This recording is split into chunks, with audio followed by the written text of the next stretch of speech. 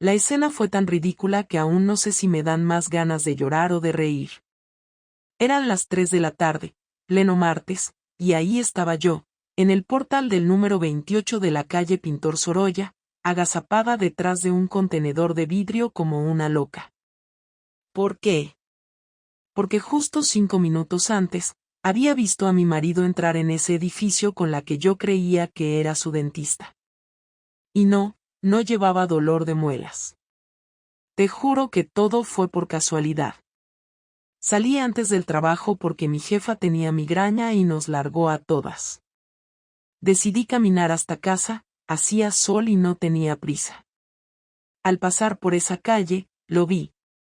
Lo reconocí por la chaqueta azul marino, la que le regalé por nuestro aniversario. Iba rápido, con la cabeza baja, como quien no quiere ser visto. Detrás de él, una mujer rubia con botas negras y un bolso que ya había visto antes, en la parte de atrás de su coche. Se pararon frente al portal, ella sacó unas llaves, y entraron juntos. Así, sin más. Sin disimulo.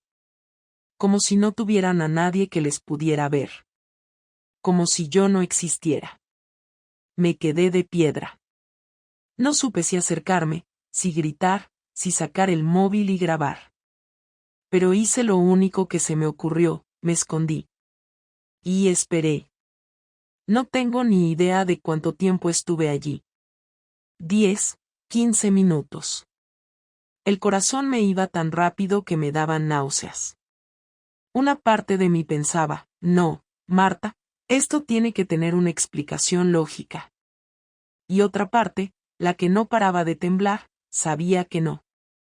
Que ese gesto, esa forma de entrar, era todo lo que necesitaba saber.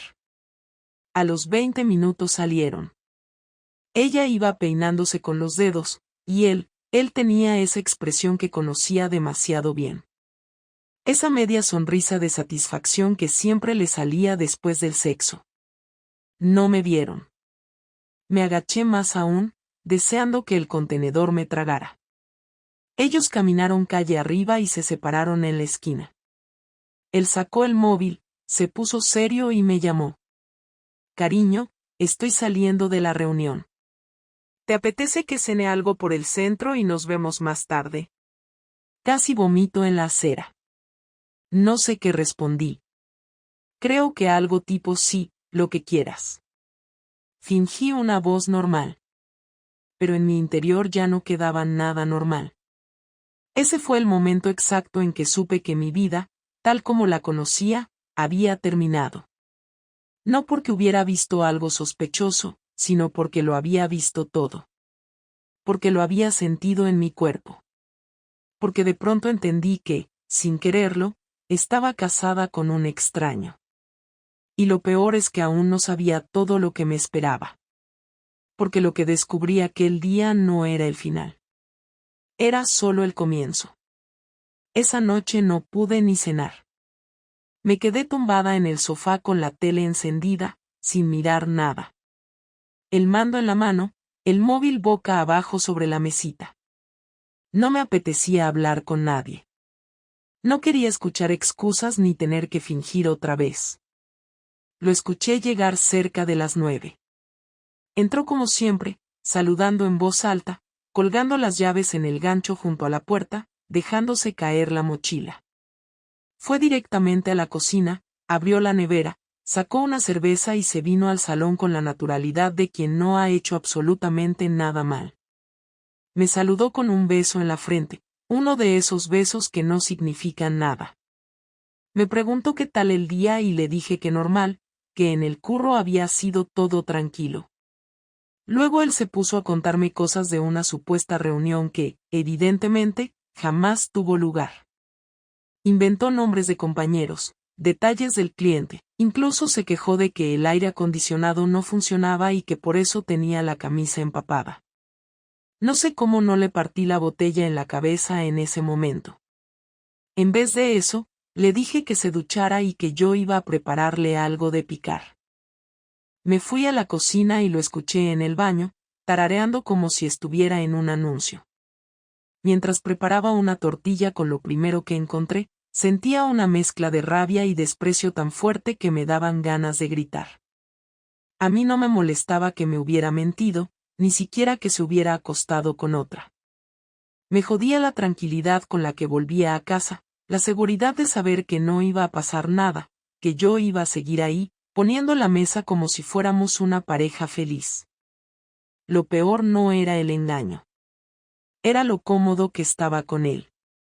Cuando salió del baño y se sentó a cenar, me habló de un documental que quería ver.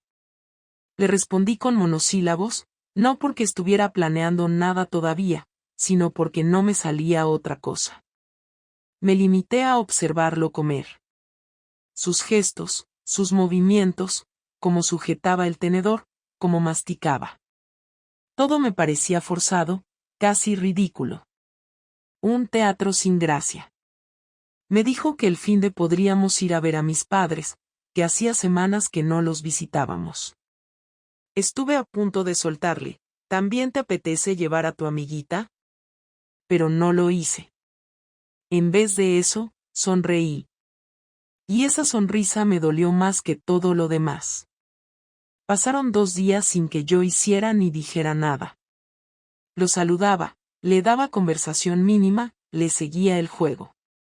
Él no sospechaba nada. Incluso me propuso hacer una escapada en diciembre. Dijo que podríamos ir a una casa rural por Cuenca o por Teruel, que nos vendría bien desconectar. Ahí supe que estaba con otra, y que no era nuevo. Porque solo se hacen planes para equilibrar la culpa cuando ya hay un problema instalado.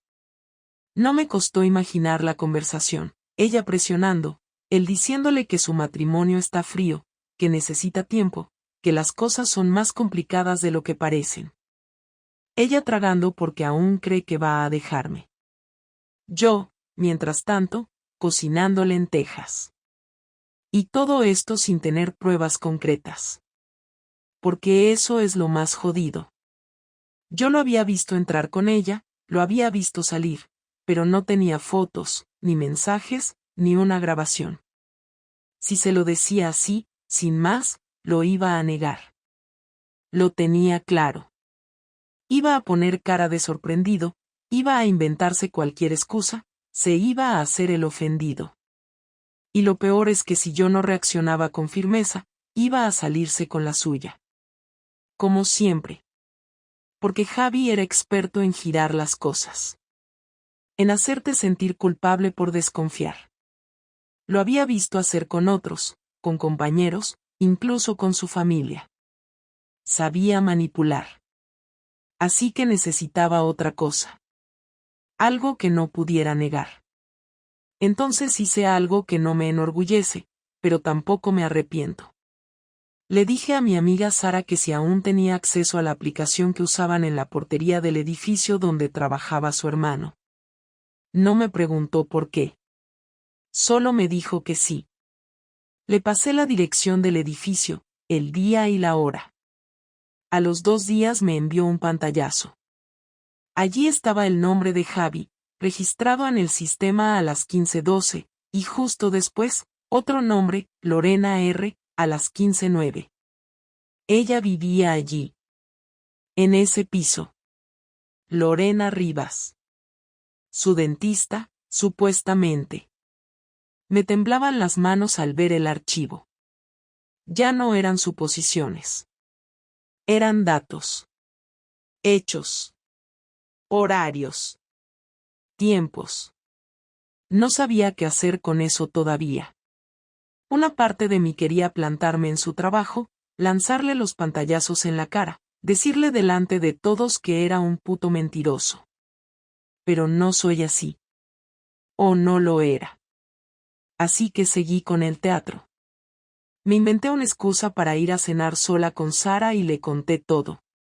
Me escuchó sin decir nada, con esa cara suya de lo sabía pero no quise decirte. Me aconsejó que no lo enfrentara todavía, que esperara a ver qué hacía él, que lo observara. Me pareció buena idea. Pero no era una estrategia. Era una forma de estirar lo inevitable. Porque en el fondo, aunque ya supiera todo, aún no estaba lista para abrir la boca. Y eso duró exactamente 3 días más. Porque el sábado, después de comer, Javi se ofreció a bajar a por café. Dijo que iría a la tienda de la esquina, que no tardaba nada. Bajó con el móvil en la mano. Normalmente se lo dejaba cargando en la mesita. Esta vez se lo llevó. Yo me levanté, abrí la ventana del salón y me asomé justo cuando lo vi girar la esquina. No fue hacia la tienda. Cruzó la calle, caminó 2 manzanas y se metió en un bar. Me cambié sin pensarlo, bajé las escaleras y fui tras él, sin que me viera. Cuando entré, lo vi en una mesa del fondo. No estaba solo. Estaba con ella. Lorena. Ella le acariciaba la mano sobre la mesa. Él se reía. No hablaban como dos que se acaban de encontrar por casualidad. Hablaban como quien ya se conoce de memoria. Me quedé un minuto observando desde la entrada, sin acercarme. Nadie me vio. Salí, crucé la calle y me apoyé contra una pared. Ahora sí, ya no había vuelta atrás. No dormí esa noche. Literalmente. Me acosté, me di la vuelta al menos 200 veces y terminé sentada en el borde de la cama, mirando al suelo como una idiota, esperando que me viniera alguna idea brillante de cómo manejar lo que venía. Él dormía como un tronco, con esa respiración profunda que antes me tranquilizaba y ahora me daba asco. A las 5 de la mañana, me levanté, hice café y empecé a escribir en una libreta todo lo que quería decirle. No por hacer una carta, sino porque necesitaba ordenarme, porque cuando estás tan cabreada y tan rota al mismo tiempo, lo más fácil es que empieces a gritar sin sentido o a llorar antes de terminar la primera frase. Yo quería mantener la calma, quería que él supiera que yo sabía todo, pero también que viera que no pensaba hundirme ni mendigarle nada. A las 10, se despertó. Yo ya había preparado el desayuno como si fuera un día más. Me senté frente a él, con la taza en la mano, y lo miré como si estuviera analizando un trozo de carne cruda. Él se sirvió zumo, dio un par de sorbos al café y preguntó si había dormido bien. Le respondí que no, y ahí empezó todo. Tenemos que hablar, le solté, sin rodeos. ¿Qué pasa ahora?, dijo con tono molesto, como si fuera yo la que venía a fastidiar el domingo. Quiero que me digas quién es Lorena. El silencio fue tan largo que me pareció eterno. Primero levantó la mirada como si no entendiera, luego frunció el ceño como si se sintiera atacado injustamente, y finalmente se inclinó hacia atrás en la silla. ¿De qué estás hablando? Estoy hablando de la mujer con la que te vi el otro día. Estoy hablando del piso al que entraste con ella, del bar donde estuviste ayer tocándole la mano mientras te reías como un gilipollas. Estoy hablando de la mujer que lleva semanas viéndose contigo a escondidas mientras yo pongo lavadoras y te caliento la cena. Intentó decir algo, pero lo corté levantando la mano. No empieces con el teatro. No me vengas con no es lo que parece porque no soy idiota, Javi. Lo vi con mis propios ojos. Y además tengo pruebas. No me hace falta que me confieses nada porque ya lo sé todo. Solo quiero que me digas cuánto tiempo llevas con ella. ¿2 meses? ¿3? ¿O es desde antes? Él se quedó unos segundos con la mirada perdida. Después, con una tranquilidad que me resultó insoportable, apoyó los codos sobre la mesa y me dijo: Vale. No te voy a mentir. Sí, estoy con ella. Pero esto no es lo que tú crees. Me reí. No pude evitarlo. Una carcajada seca, de esas que salen cuando ya no queda nada dentro. Explícamelo, por favor. Ilústrame. Porque desde donde yo estoy, todo parece bastante claro. Llevamos unos meses viéndonos, sí. Pero no es una relación seria. Empezó por casualidad, fue un error y no supe cómo frenarlo. Me sentí bien, me sentí vivo, y no estoy justificando nada, pero lo nuestro hace tiempo que no funciona. Tú lo sabes. Estamos estancados. Así que te sientes vivo metiéndote en casas ajenas con una mujer que conociste mientras te limpiaba los dientes. No empieces con las ironías, Marta. No estoy aquí para discutir. Solo intento explicarte cómo llegué hasta esto. ¿Y yo qué? ¿Dónde estoy yo en esta historia tuya? ¿Sabes lo que me has hecho? No lo hice para hacerte daño. Pues te has salido de puta madre. Se hizo otro silencio. Largo, incómodo, lleno de tensión. Él empezó a mover la cucharilla en el café, como si le importara una mierda la conversación. Me hervía la sangre. Me daban ganas de tirarle la taza encima, pero no lo hice. Porque en ese momento me di cuenta de algo, no me dolía tanto que me hubiera engañado. Me dolía más que ni siquiera tuviera el valor de arrepentirse. ¿Qué piensas hacer ahora? Le pregunté, cruzando los brazos. No lo sé. Supongo que deberíamos tomarnos un tiempo. Pensar bien las cosas. No quiero que esto termine mal, pero tampoco quiero seguir fingiendo. ¿Y Lorena? ¿Vas a seguir viéndola? No respondió. Claro. ¿Estás enamorado de ella, no? No lo sé.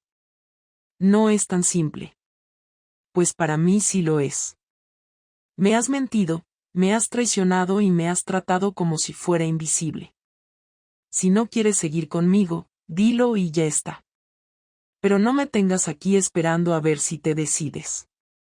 No es tan fácil, Marta. Tenemos una vida juntos, una casa, un montón de cosas compartidas. Y todo eso lo pensaste mientras te la follabas, ¿verdad? No me hables así. No me hables tú a mí de cómo tengo que hablar después de todo lo que has hecho. Se levantó, cogió las llaves del coche y se fue sin decir nada más. Yo me quedé ahí, sola, mirando el café frío y sintiendo que acababa de tirar 8 años de mi vida a la basura. No lloré. No grité. Solo me quedé en silencio. Porque había algo más fuerte que la tristeza. La rabia. Y esa rabia, te lo juro, me iba a empujar a hacer algo que él jamás se iba a esperar. Nunca pensé que Javi fuera capaz de lo que hizo después, y no porque fuera una buena persona, sino porque siempre había sido cómodo, previsible, de los que evitan el conflicto directo y prefieren que las cosas se resuelvan solas. Por eso, cuando empezó a moverse, lo hizo en silencio, sin avisar, sin darme margen para reaccionar. Yo creía que después de la confrontación se iría unos días, que seguiría viéndose con ella mientras yo recogía los pedazos, pero lo que hizo fue algo mucho más frío y calculado. El lunes por la mañana me desperté y él ya no estaba en casa. No me dejó ningún mensaje, ni una nota, ni una llamada perdida. Solo encontré su armario medio vacío y el cajón donde guardábamos los documentos completamente revuelto.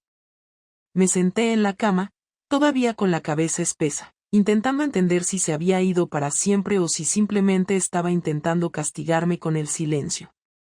Bajé al salón, abrí el portátil y ahí fue cuando empezó el golpe de verdad.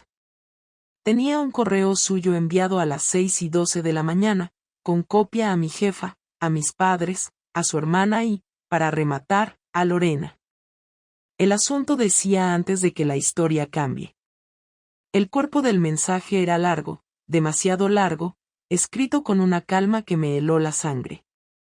Contaba que nuestro matrimonio estaba roto desde hacía tiempo, que yo había sido distante, que había dejado de ser la mujer con la que se casó y que, buscando una salida, había cometido el error de enamorarse de otra persona. Hasta ahí, podría haber sido simplemente su versión. Pero luego venía lo siguiente. Decía que yo había reaccionado de forma agresiva al descubrir la relación, que lo había seguido, que lo había acosado y que temía que la situación pudiera escalar. No me acusaba directamente de nada ilegal, pero sembraba la duda. Cerraba el correo diciendo que se veía obligado a tomar medidas para protegerse y que, a partir de ese momento, cualquier comunicación debía hacerse a través de abogados. Me temblaban las manos mientras lo leía. No por el miedo, sino por la rabia. No solo me había engañado, sino que ahora estaba construyendo un relato en el que yo era el problema. Llamé a mi jefa inmediatamente para explicarle, pero ya lo había leído todo. Me dijo que no pasaba nada, que entendía que eran asuntos personales, pero su tono ya no era el mismo. Luego llamé a mis padres. Mi madre estaba llorando. Mi padre estaba en silencio. No sabían qué decirme. Él se había adelantado a todo, había plantado su versión antes de que yo pudiera abrir la boca. Eso fue solo el principio. A las 11 de la mañana recibí otro correo, esta vez del banco. La cuenta conjunta estaba bloqueada temporalmente por solicitud de uno de los titulares. No podía sacar dinero, no podía hacer transferencias, no podía pagar nada que no estuviera domiciliado. Javi sabía perfectamente que mi nómina entraba ahí y que yo no tenía otra cuenta activa.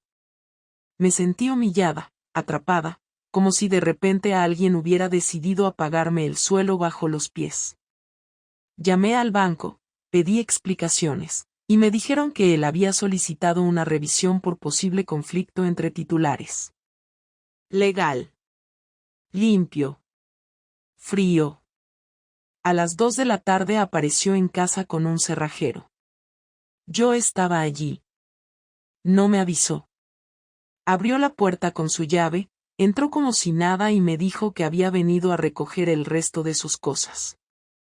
Le pregunté qué coño significaba todo aquello, y me respondió mirándome con una tranquilidad que nunca le había visto. No quiero más problemas, Marta. Esto ya se ha ido de las manos. ¿Se ha ido de las manos porque tú lo decidiste o porque te pillé? No pienso discutir contigo. He hablado con un abogado. Lo mejor es hacer esto de forma ordenada. ¿Ordenada es dejarme sin dinero y contarle tu versión a todo el mundo? Ordenada es evitar que esto se convierta en una guerra. La guerra la empezaste tú. El cerrajero nos miraba incómodo, fingiendo que revisaba la cerradura. Javi le pidió que cambiara el bombín de la puerta del trastero y del despacho, diciendo que ahí guardaba material de trabajo. Material que habíamos pagado entre los dos. Yo no podía creer lo que estaba pasando. Sentí una mezcla de vergüenza y rabia tan fuerte que tuve que salir al balcón a respirar.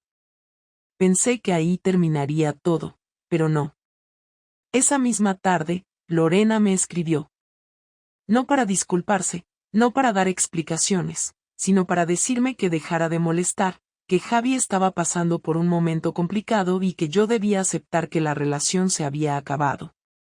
Me habló como si fuera yo la intrusa, como si ella fuera la parte legítima de la historia. Le respondí una sola vez, sin insultos, sin amenazas, solo con una frase: disfrútalo, porque así es como trata a las mujeres cuando deja de necesitarlas. No contestó. Al día siguiente me llegó una notificación del juzgado. Javi había presentado una solicitud de separación con medidas provisionales. Pedía el uso exclusivo de la vivienda alegando conflicto grave, pedía la separación de bienes inmediata y solicitaba que cualquier comunicación se hiciera por escrito. Lo había preparado todo mientras yo todavía intentaba entender en qué momento se había convertido en esa persona. Esa fue su venganza. No gritos, no escenas, no escándalos públicos. Control. Frialdad. Quitarme el suelo poco a poco y dejarme expuesta. Esa noche, cuando me quedé sola en casa, con la cuenta bloqueada, con la cabeza llena de ruido y el orgullo hecho trizas, entendí el golpe completo. No quería castigarme por haberlo descubierto. Quería asegurarse de salir limpio, de quedar como la parte razonable, de dejarme a mí como la inestable. Y lo consiguió durante unos días. Porque durante esos días yo no sabía ni por dónde empezar. Solo sabía que estaba cansada, que me dolía todo y que, aunque no lo sabía aún, ese iba a ser el punto más bajo antes de empezar a levantarme.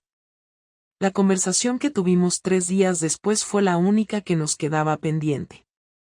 No porque yo quisiera hablar con él, sino porque necesitaba que me diera la cara después de todo lo que había hecho, no por una cuestión emocional, sino por dignidad. Él había montado su versión, había bloqueado la cuenta, había avisado a todo el mundo, había cambiado la cerradura de media casa, y aún así no había tenido los cojones de sentarse a decirme, a la cara, lo que quería realmente. Me mandó un mensaje el miércoles por la noche diciendo que podía pasar por casa el viernes para aclarar algunas cosas y recoger los últimos papeles. No respondí. Pero estuve ahí, esperándolo. Quería verlo. Quería que supiera que yo ya no era la mujer que él controlaba con su tono calmado y sus frases medidas. Apareció puntual, como si se tratara de una cita profesional. Camisa limpia, barba recortada, expresión seria.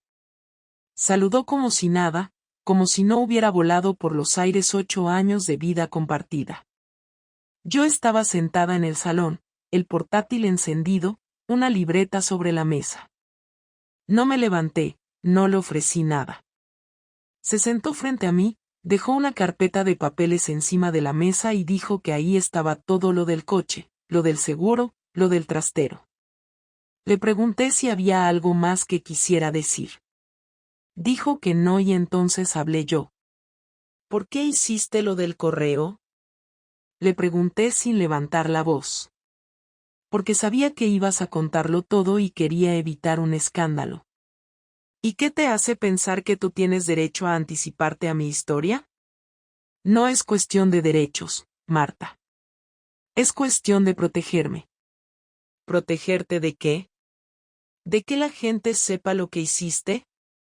De que me conviertas en el malo de la película. No necesito convertirte en nada. Ya lo hiciste tú solo. Se cruzó de brazos, como si se estuviera conteniendo. No me miraba a los ojos. Yo seguí. No me molesta que te hayas enamorado de otra. Pasa. Lo que me jode es que hayas decidido humillarme. Que te hayas tomado la molestia de construir una imagen de mí como si fuera una loca posesiva. Que hayas bloqueado la cuenta. Que hayas usado el sistema como si estuviéramos en guerra. Eso no lo hace a alguien que quiere salir bien de una relación. No sabía cómo ibas a reaccionar. Te vi muy alterada. ¿Alterada? ¿Por verte entrando en casa de tu amante? ¿Por recibir un correo tuyo contando que soy una desequilibrada? ¿Por quedarme sin dinero de un día para otro? ¿Eso te parece una reacción desmedida? No estoy diciendo que tengas que justificarme nada. Lo estás diciendo todo el rato. Desde el primer día. Hubo un silencio. Largo. Incómodo. Me miró por fin, pero no con culpa. Con cansancio. Como si yo fuera una tarea pendiente. Un trámite. Me hervía la sangre. Te equivocas si crees que con esto cierras la historia. Porque tú te vas, te pones de víctima, te vas con la otra y ya está. Pero yo soy la que tiene que explicar, la que tiene que recomponerse, la que tiene que mirar a la cara a gente que ya tiene una versión tuya en la cabeza. No pienso seguir con esto, Marta. No. Tú nunca sigues. Tú desapareces, te adelantas, te proteges. Yo tengo que quedarme aquí recogiendo los restos. No quiero discutir. No estamos discutiendo. Estoy hablando yo. Algo que no me dejaste hacer desde que mandaste ese puto correo. Volvió a agarrar la carpeta y dijo que si no había nada más que decir, se iba. Me levanté entonces, fui a la habitación y volví con un sobre cerrado. Se lo puse delante. Aquí tienes copias de los movimientos bancarios, los registros del edificio, las fechas. Por si en algún momento alguien te pregunta por qué se rompió el matrimonio. No es para ti. Es para que no se te olvide que, aunque hayas intentado borrar la historia, yo tengo la mía.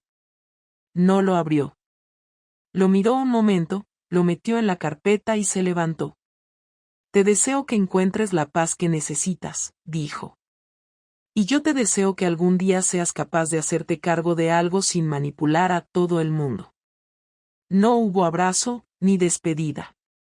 Solo un portazo y el sonido de sus pasos bajando por las escaleras. Me quedé en silencio durante varios minutos. No sentí alivio. No sentí victoria. Solo una calma incómoda.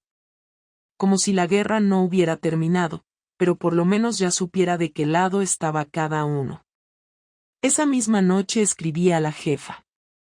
Le pedí una reunión para el lunes. Iba a contar mi versión. No para que ella eligiera a quién creer, sino porque no pensaba seguir trabajando en un sitio donde mi silencio fuera interpretado como culpa. También llamé a mis padres. Les dije que si tenían dudas, que me preguntaran directamente, pero que no aceptaba medias palabras ni silencios incómodos. Mi madre lloró otra vez. Mi padre solo dijo, tenías que haberlo echado tú antes. Cuando colgué, sentí que por fin había empezado mi parte. No la de la víctima, no la de la mujer abandonada, sino la de alguien que ya no está esperando que nadie la entienda. Solo que la escuchen. Sin filtros. Sin correos preventivos. Sin adornos. Solo la verdad, aunque joda. Las semanas siguientes fueron raras, no porque pasara algo sorprendente, sino por todo lo que dejó de pasar. No hubo más correos, no hubo mensajes de disculpa, nadie vino a mi puerta a decirme que se había equivocado o a pedirme que lo reconsiderara. No hubo escenas, no hubo lágrimas ajenas, no hubo intentos de arreglo. Todo lo que vino después fue silencio, ese tipo de silencio que al principio duele porque suena a abandono, pero que poco a poco se convierte en rutina, en una especie de compañía incómoda que te recuerda cada día que ahora estás sola, pero también que ahora todo depende de ti. Me levantaba cada mañana con la misma rutina de siempre, pero ya no hacía café para dos, ya no pasaba la ropa de él por la lavadora, ya no dejaba su taza en la encimera.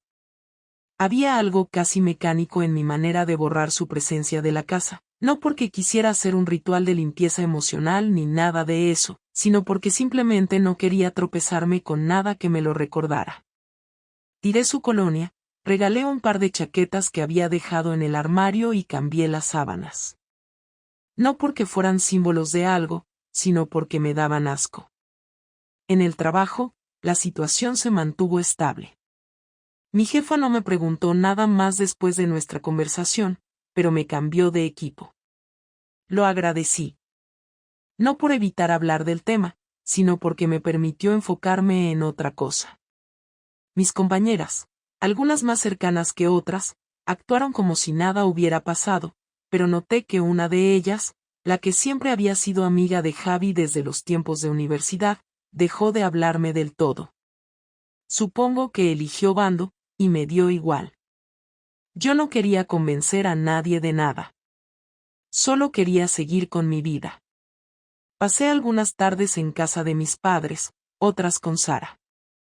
A veces hablábamos de lo que había pasado, a veces no. Me escuchaban cuando quería desahogarme, pero también sabían cambiar de tema cuando notaban que no quería repetir la historia por 10ª vez. Esa fue una de las cosas que más agradecí, no tener que justificar mi dolor ni convertirlo en conversación obligatoria. Hubo días más tranquilos y otros en los que me costaba hasta salir de la cama, pero siempre me levantaba. Aunque fuera tarde. Aunque no tuviera ganas. Me levantaba. Un jueves por la tarde, recibí un sobre en el buzón. Era del despacho de abogados de Javi. Dentro venían los papeles definitivos de la separación. Todo estaba ya pactado, todo muy correcto, todo muy limpio. Me ofrecía firmar un acuerdo sin compensación económica, con división de bienes tal cual estaban y una cláusula de no contacto directo. Todo redactado con ese tono aséptico y técnico que tanto le gustaba usar. No me sorprendió, pero me molestó.